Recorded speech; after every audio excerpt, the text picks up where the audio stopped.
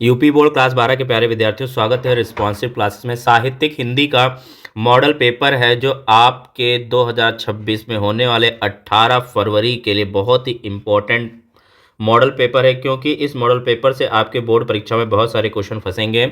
तो सभी लोग पूरा मॉडल पेपर ध्यान से देखिएगा। पूरा मॉडल पेपर मैं आंसर के साथ एक्सप्लेन करने वाला हूं।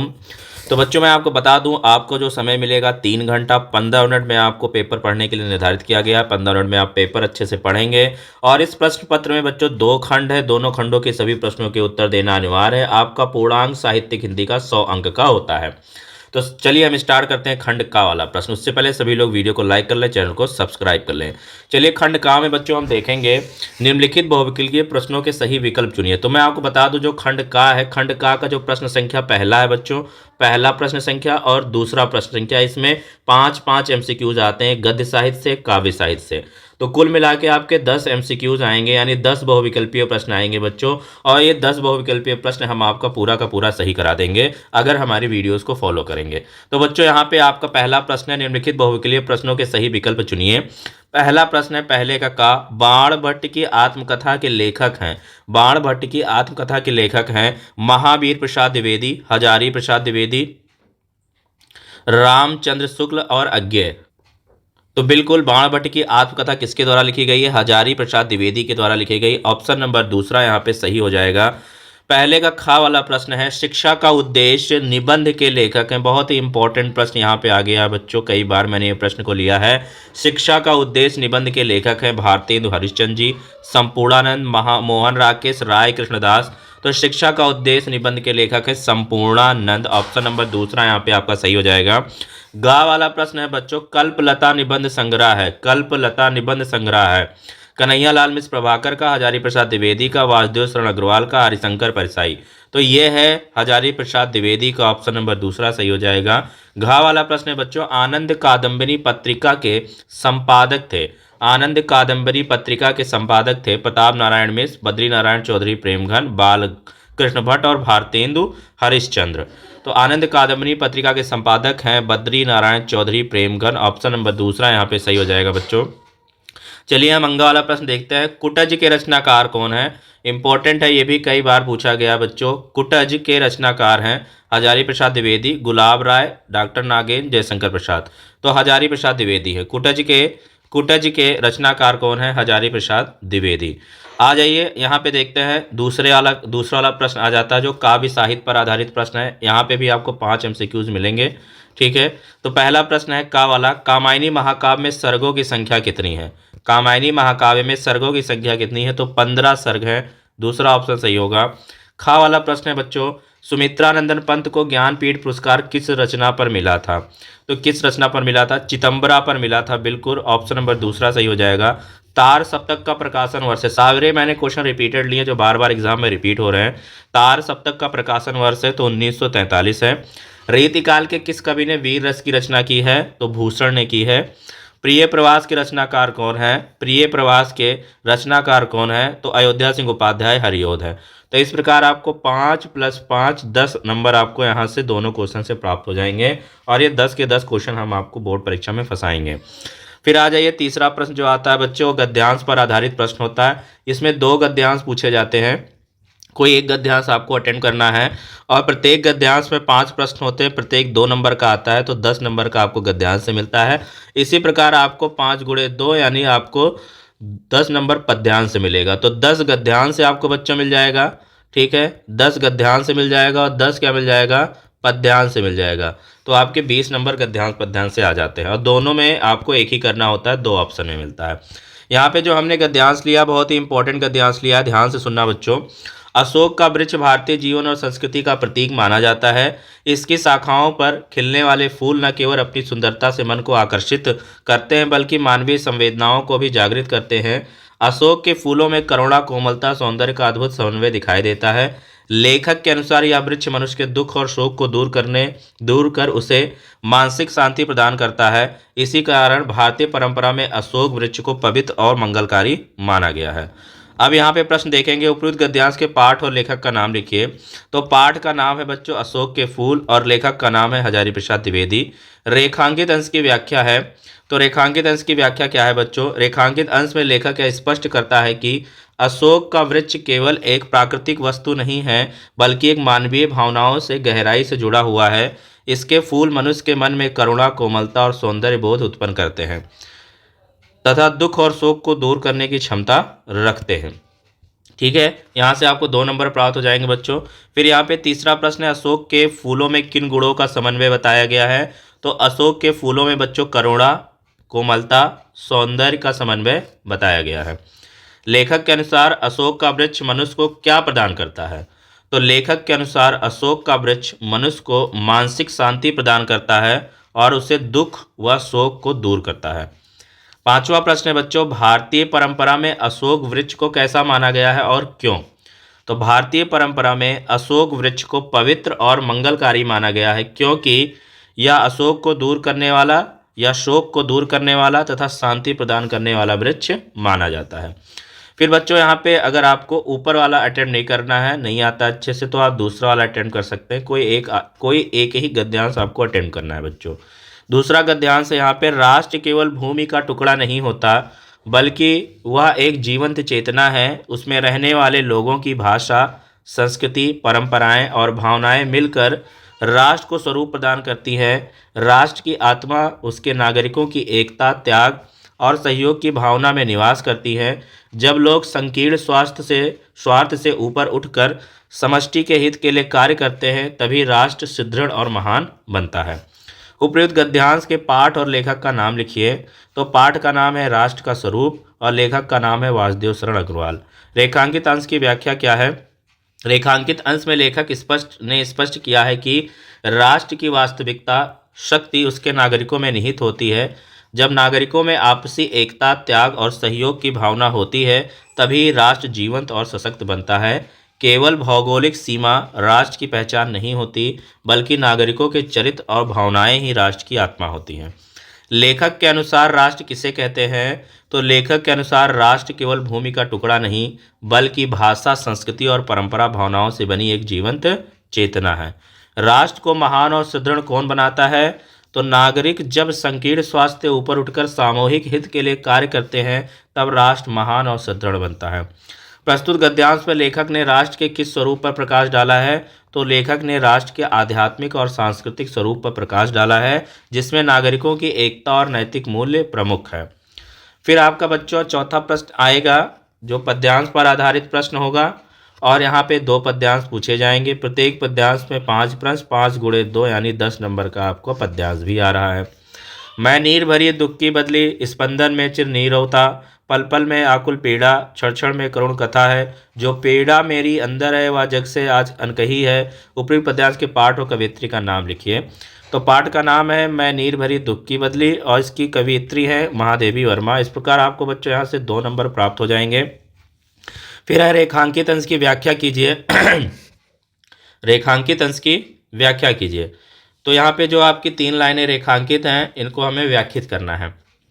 रेखांकित अंश में कवियत्री ने स्वयं को दुख से भरी हुई बादल के रूप में बताया है। उनके जीवन में करुणा, वेदना, पीड़ा निरंतर बनी हुई है। यह पंक्ति कवियत्री के संवेदनशील और अंतर्मुखी स्वभाव को व्यक्त करती है। कवियत्री के जीवन में किस प्रकार की भावना व्याप्त है? तो कवियत्री के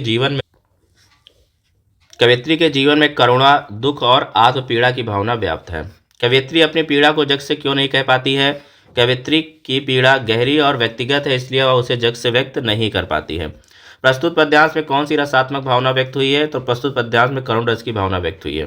ठीक है, फिर आपका अथवा में है। अगर आपको ऊपर वाला अटेम्प्ट नहीं करना है, दूसरा वाला आप अटेम्प्ट करेंगे।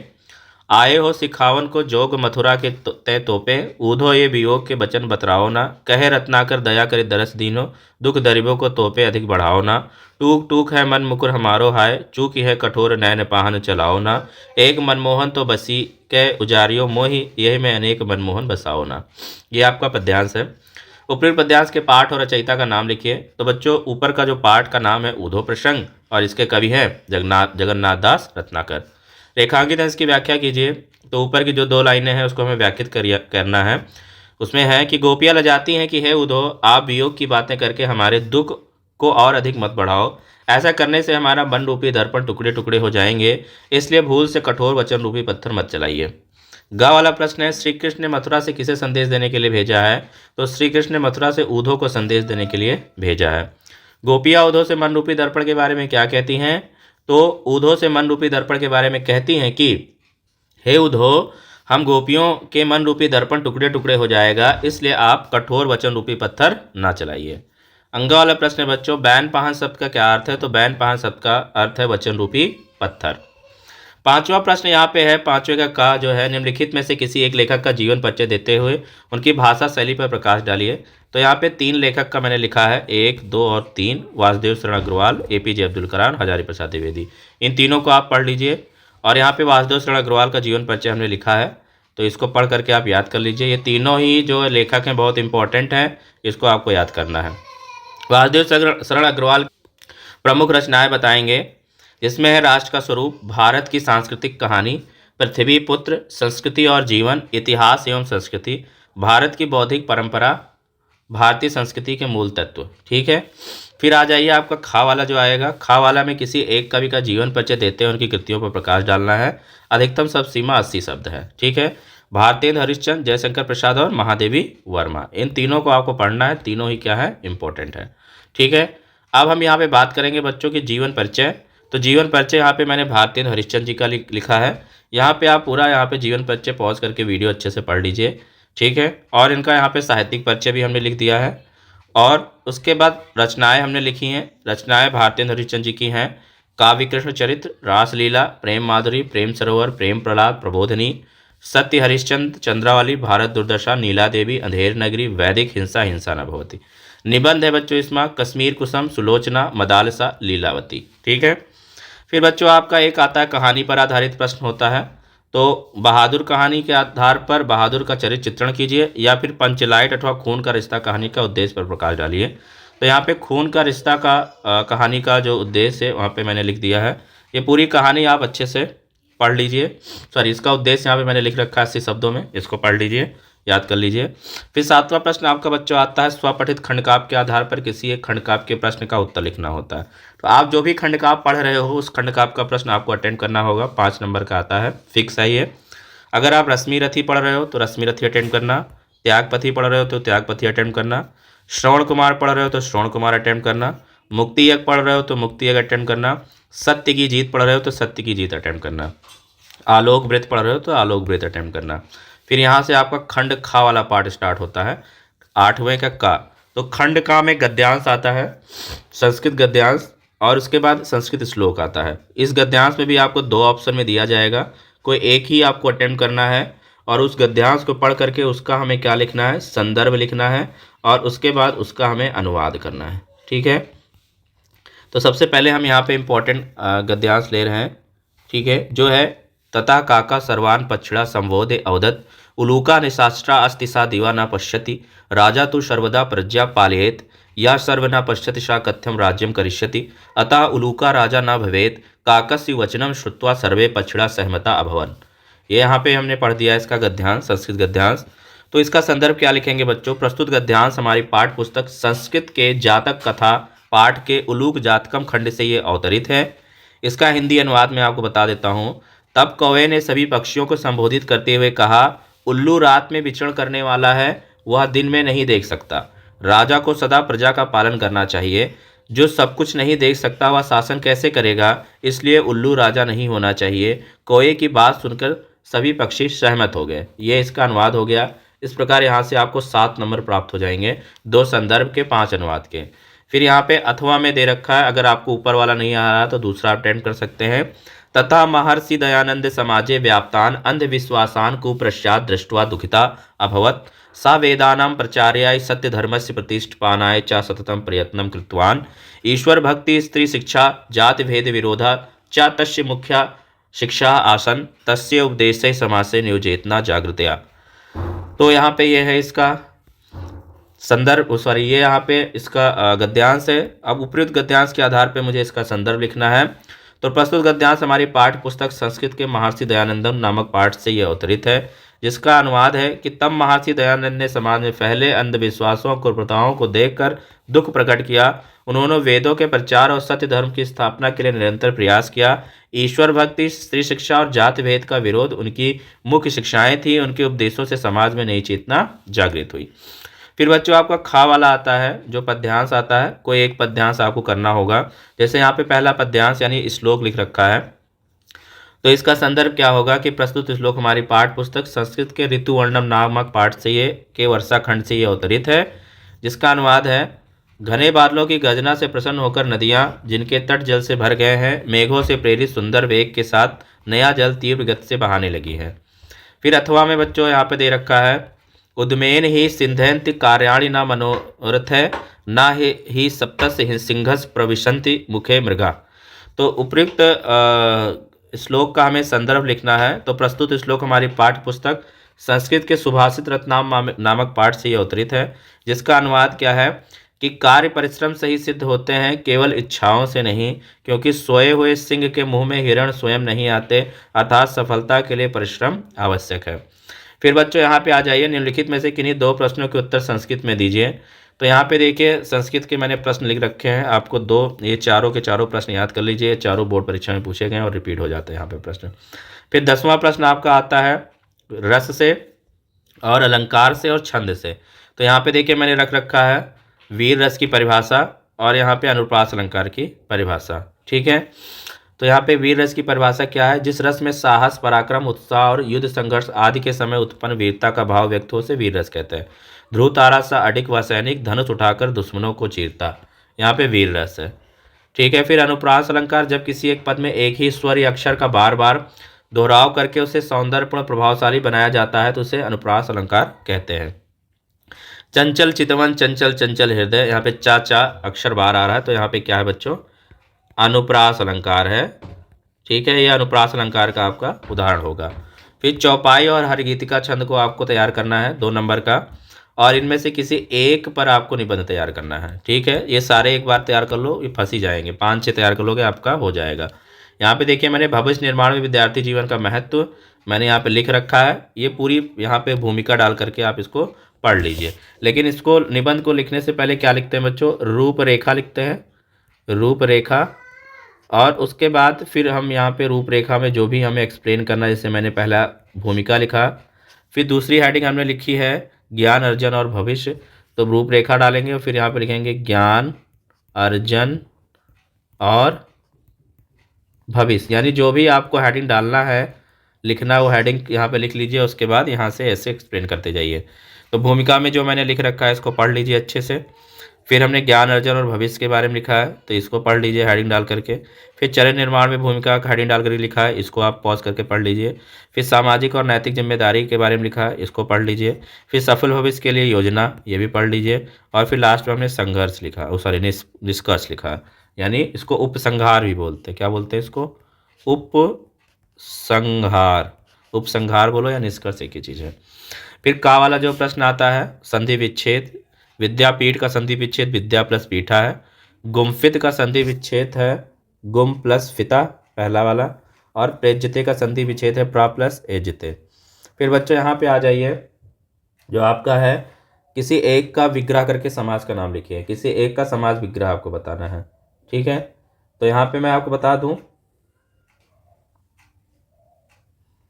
ठीक है, नीलाम्बुजम में है कर्मधाराय समास और दशानना में है बहुव्रीहि समास। फिर यहाँ पे एक पत्र आता है आपको एक पत्र तैयार करना है इसमें से, और इसमें भी आपको ऑप्शन आना है, एक ही पत्र आपको लिखना है। फिर 14वां प्रश्न आता है निम्नलिखित में से किसी एक शब्द के धातु एवं प्रत्यय का योग स्पष्ट कीजिए। तो बच्चों यहाँ पे लिखिता आया है, कृत्वा आया है और दृष्टव्य आया है। तो कृत्वा किससे बना हुआ है, क्री प्लस अक्त्वा, क्री धातु और प्लस प्रत्यय क्या है इसका, उक्त्वा, तो इससे ये बना है कृत्वा। दृष्टव्य किससे बना है, दृश्य धातु है, दृश्य प्लस तव्यम, दृष्टव्यम। ठीक है, तो धातु दृश्य हो गया और आपका प्रत्यय क्या हो गया, तव्यम, दृष्टव्यम, है ना। यानी कि ये दृश्य धातु है और इसमें तव्यम प्रत्यय का योग है, जिससे दृष्टव्यम शब्द बना है। क्लियर है। फिर आएंगे यहाँ पे निम्नलिखित में से किसी एक शब्द में प्रत्यय लिखिए। ठीक है, तो बलवान में कौन सा प्रत्यय है बच्चों? तो मतुप प्रत्यय। कौन सा प्रत्यय है? मतुप। क्योंकि बल शब्द में मतु प्रत्यय का योग है, जिससे पुल्लिंग में बलवान शब्द बनता है। ठीक है। और बंधुत्व में कौन सा है? तो त्वा प्रत्यय है। बंधुत्व में त्वा प्रत्यय का योग है। ठीक है, इसीलिए नपुंसक लिंग बन जाता है। फिर यहाँ पे रेखांकित पदों में से किसी एक पद में प्रयुक्त विभक्ति तथा संबंधित नियम लिखिए। तो जैसे यहाँ पे है आकाशा छात्र है, आकाशा छात्र है समम स्नाति। तो इसमें तृतीया विभक्ति है। कौन सी विभक्ति है बच्चों? तृतीया विभक्ति है। और इसका जो संबंधित नियम है वो क्या है? सहयुक्ते सहयुक्ते सहयुक्ते अप्रधाने। इसका मतलब है कि छात्र में क्या है? तृतीया विभक्ति है, क्योंकि सम लगा हुआ है आगे। सम मतलब साथ। अव्यय के योग में अप्रधानकर्ता में तृतीय व्यक्ति का प्रयोग होता है, जो यहाँ पे नियम लिख रखा है। फिर यहाँ पे बच्चों है श्री गणेशाय नमः। तो इसमें चतुर्थी विभक्ति है, क्योंकि श्री गणेशाय पद में चतुर्थी विभक्ति, क्योंकि नमा शब्द के योग में चतुर्थी विभक्ति का प्रयोग होता है। जब भी नमा होगा तो उसके आगे चतुर्थी विभक्ति का प्रयोग होगा, इसके लिए सूत्र है। फिर है मातुम हृदयम कन्या प्रति स्निग्धम भवति। इसमें द्वितीया विभक्ति है, क्योंकि कन्या पद में द्वितीया विभक्ति होगी। कन्या में क्या होगी? द्वितीया विभक्ति, क्योंकि प्रति की ओर में द्वितीया विभक्ति लगती है, प्रति लगा हुआ है यहाँ पे। ठीक है। अभिता परिता समयानी कषाह प्रति योगेपि, ये इसका वो हो गया। तो ये थोड़ा सा आपको पढ़ना पड़ेगा बच्चों। यहाँ पे यहाँ पे 2 नंबर का जो आता है प्रवृत्ति विभक्ति और संबंधित नियम का, तो मैं आपको जो क्वेश्चन करा रहा हूँ इन्हीं में से रिपीट हो जाएगा, तो आप इसको पढ़ते जाइए, हो जाएगा आपका।